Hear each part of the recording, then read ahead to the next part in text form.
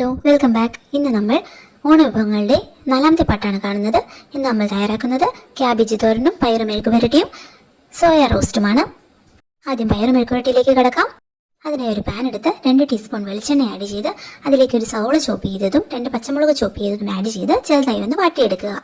അതിലേക്ക് 5 മുതൽ 6 നീളം പയറ് ചെറുതായി അരിഞ്ഞത് ആഡ് ചെയ്ത് കുറച്ച് ഉപ്പും കൂടി ചേർത്ത് നല്ലതുപോലെ ഒന്ന് വേവിച്ചെടുക്കണം. അതിലേക്ക് ഒരു 2 കൈ വെള്ളവും കൂടി ആഡ് ചെയ്ത് നല്ലതുപോലെ ഒന്ന് ഇളക്കി യോജിപ്പിച്ച ശേഷം ഒന്ന് മൂടി വെച്ച് വേവിക്കാവുന്നതാണ്. ഇടയ്ക്കിടയ്ക്ക് ഇളക്കി കൊടുക്കാൻ പ്രത്യേകം ശ്രദ്ധിക്കുക. പയറെല്ലാം ഒന്ന് നല്ലതുപോലെ വാടി വന്ന ശേഷം അതിലേക്ക് ഒരു 1 മുതൽ 1.5 ടീസ്പൂൺ മുളക് പൊടി ആഡ് ചെയ്ത് നല്ലതുപോലെ ഒന്ന് മിക്സ് ചെയ്തെടുക്കുക. അതിലേക്ക് 1 ടീസ്പൂൺ വെളിച്ചെണ്ണയും കൂടി ഒന്ന് ആഡ് ചെയ്ത് നല്ലതുപോലെ മിക്സ് ചെയ്തെടുത്തു കഴിഞ്ഞാൽ നമ്മുടെ പയറ് മെഴുക്ക് പുരട്ടി ഇവിടെ തയ്യാറായി കഴിഞ്ഞു. വളരെ എളുപ്പത്തിൽ തയ്യാറാക്കാൻ പറ്റിയ ഒരു വിഭവമാണ്. ഇനി അടുത്തതായി നമുക്ക് ക്യാബേജ് തോരനിലേക്ക് കടക്കാം. ഒരു പാൻ എടുത്ത് അതിലേക്ക് 2 ടീസ്പൂൺ വെളിച്ചെണ്ണ ആഡ് ചെയ്ത് 1 ടീസ്പൂൺ കടുകും 1 ടീസ്പൂൺ ഉഴുന്നും കൂടി ആഡ് ചെയ്യുക. അതിലേക്ക് 2 പച്ചമുളകും കുറച്ച് കറിവേപ്പിലയും കൂടി ആഡ് ചെയ്യുക. അതിനുശേഷം അതിലേക്ക് 3 വെളുത്തുള്ളി ചോപ്പ് ചെയ്തതും 2 പച്ചമുളക് ചോപ്പ് ചെയ്തതും കൂടി ആഡ് ചെയ്ത് നല്ലതുപോലെ ഒന്ന് ഇളക്കി എടുക്കുക. അതിലേക്ക് ഒരു സവോള അരിഞ്ഞതും ആഡ് ചെയ്ത് നല്ലതുപോലെ ഒന്ന് ഇളക്കി യോജിപ്പിച്ചെടുക്കുക. സവോള ഒന്ന് ചെറുതായി വാടി വന്ന ശേഷം അതിലേക്ക് അരിഞ്ഞു വെച്ചിരിക്കുന്ന ക്യാബേജും കൂടി ആഡ് ചെയ്ത് കൊടുക്കാവുന്നതാണ്. ക്യാബേജ് അതിലേക്ക് നല്ലതുപോലെ ഒന്ന് ഇളക്കി യോജിപ്പിച്ചെടുക്കുക. ക്യാബേജും സവോളയും ഒക്കെ നല്ലതുപോലെ ഒന്ന് മിക്സായി കിട്ടണം. അതിനുശേഷം അതിലേക്ക് 1 ടീസ്പൂൺ ഉപ്പും കൂടി ആഡ് ചെയ്ത് ക്യാബേജ് വേകാൻ ആവശ്യമായ ഒരു പിടി വെള്ളവും കൂടി ഒന്ന് ആഡ് ചെയ്ത് നല്ലതുപോലെ ഒന്ന് ഇളക്കി യോജിപ്പിച്ച ശേഷം ഒന്ന് മൂടി വെച്ച് വേവിക്കാവുന്നതാണ്.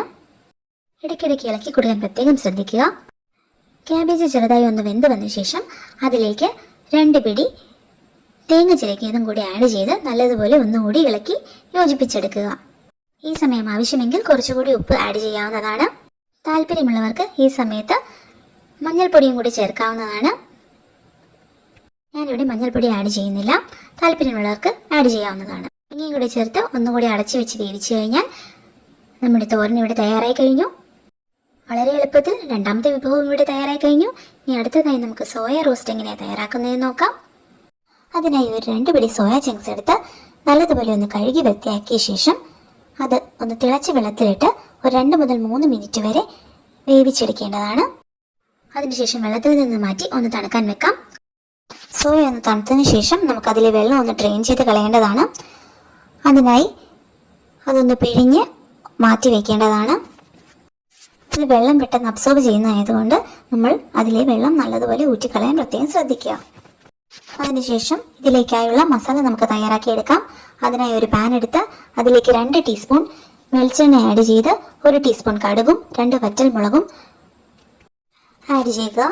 കടുകെല്ലാം ഒന്ന് പൊട്ടിയതിന് ശേഷം അതിലേക്ക് 4-5 വെളുത്തുള്ളി ചോപ്പ് ചെയ്തതും ഒരു ചെറിയ കഷ്ണം ഇഞ്ചി ചോപ്പ് ചെയ്തതും 2 പച്ചമുളക് ചോപ്പ് ചെയ്തതും കുറച്ച് കറിവേപ്പിലയും കൂടി ആഡ് ചെയ്ത് നല്ലതുപോലെ ഒന്ന് വാട്ടിയെടുക്കുക. അതിലേക്ക് ഒരു പിടി തേങ്ങാക്കൊത്തും കൂടി ആഡ് ചെയ്ത് കൊടുക്കുക. ഇഞ്ചി, വെളുത്തുള്ളി, തേങ്ങാക്കൊത്ത് എല്ലാം നല്ലതുപോലെ ഒന്ന് ഫ്രൈ ആയി കിട്ടണം. അതൊന്ന് ഫ്രൈ ആയി കിട്ടിയതിന് ശേഷം അതിലേക്ക് ഒരു 1.5 സവോള ചോപ്പ് ചെയ്തത് ആഡ് ചെയ്ത് നല്ലതുപോലെ ഒന്ന് ഇളക്കി യോജിപ്പിച്ചെടുക്കുക. സവോള ഒന്ന് ലൈറ്റ് ബ്രൗൺ കളറാകുന്നത് വരെ നമുക്ക് വാട്ടിയെടുക്കണം. അതിനെക്കുറിച്ച് ഉപ്പും കൂടി ചേർത്ത് ഒന്ന് അടച്ചു വെച്ച് വേവിക്കാവുന്നതാണ്. സവോള ഒരു ലൈറ്റ് ബ്രൗൺ ആയി കിട്ടിയതിന് ശേഷം അതിലേക്ക് ഒരു 1.5 ടീസ്പൂൺ മുളക് പൊടി, 1 ടീസ്പൂൺ മഞ്ഞൾപ്പൊടി, 1 ടീസ്പൂൺ കുരുമുളക് പൊടി, 1 ടീസ്പൂൺ മസാലപ്പൊടി എന്നിവ ആഡ് ചെയ്ത് കൊടുക്കുക. പച്ചമണം മാറുന്നത് വരെ ഒന്ന് ഇളക്കി യോജിപ്പിച്ചെടുത്ത ശേഷം അതിലേക്ക് ഒരു 2 കൈ വെള്ളവും കൂടി ആഡ് ചെയ്ത് കൊടുക്കുക. ഈ സമയം ആവശ്യമെങ്കിൽ കുറച്ച് ഉപ്പും കൂടി ആഡ് ചെയ്ത് കൊടുക്കാവുന്നതാണ്. നമ്മുടെ അരപ്പൊന്ന് കുറുകി കിട്ടുന്ന രീതിയിൽ വെള്ളം ആഡ് ചെയ്ത് കൊടുക്കുക. 2 കൈ വെള്ളം പോരാതെ വരുവാണെങ്കിൽ കുറച്ചുകൂടി ആഡ് ചെയ്ത് കൊടുക്കാവുന്നതാണ്. അതിനുശേഷം നമ്മൾ വേവിച്ച് വെച്ചിരിക്കുന്ന സോയ ചങ്ക്സ് എടുത്ത് ഇതിലേക്ക് ആഡ് ചെയ്ത് കൊടുക്കുക. മസാലയുമായി സോയ നല്ലതുപോലെ ഒന്ന് മിക്സ് ചെയ്തെടുക്കുക. എല്ലാം ഒന്ന് മിക്സ് ആയതിനു ശേഷം ഒരു 2 മിനിറ്റും കൂടി അടച്ചു വെച്ച് വേവിച്ചു കഴിഞ്ഞാൽ നമ്മുടെ സോയ റോസ്റ്റ് ഇവിടെ തയ്യാറായി കഴിഞ്ഞു. വളരെ എളുപ്പത്തിൽ തയ്യാറാക്കാൻ പറ്റിയ 3 വിഭവങ്ങളാണ് നമ്മളിവിടെ പരിചയപ്പെട്ടത്. വീഡിയോ എല്ലാവർക്കും ഇഷ്ടമായെങ്കിൽ ലൈക്കും ഷെയറും സബ്സ്ക്രൈബും ചെയ്യുക. Thank you for watching.